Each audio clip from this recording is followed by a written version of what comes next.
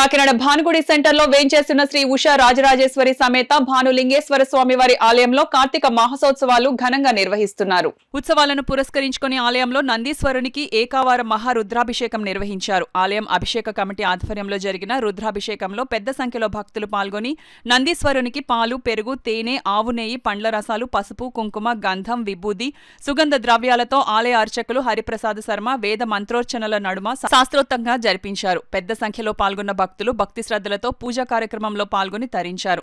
ఈ సందర్భంగా ఆలయ అర్చకులు హరిప్రసాద్ శర్మ మాట్లాడుతూ సకల దోష నివారణకు నందీశ్వరుని అభిషేకిస్తే మంచి ఫలితం ఉంటుందన్నారు.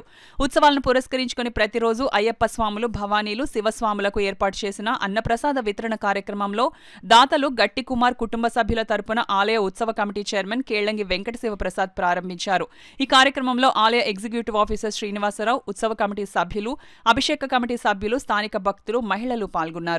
సోమవారం దేవంలో కార్తీక మాస బహుళ త్రయోదశి సందర్భంగా సాయంత్రం ప్రదోష సమయంలో ఈ నందీశ్వర స్వామివారికి ఏకవార రుద్రాభిషేకం జరిగింది.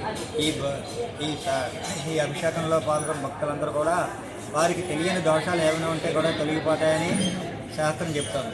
కాబట్టి ఈ అభిషేకాన్ని చేయించుకున్న వారు ఆ దోషాలను పోగొట్టుకుని ఈవేళ అభిషేకం చేయించడానికి ఇంచుమించు సుమారుగా 1000 మంది దగ్గరగా ఈ అభిషేకంలో పాల్గొన్నారు.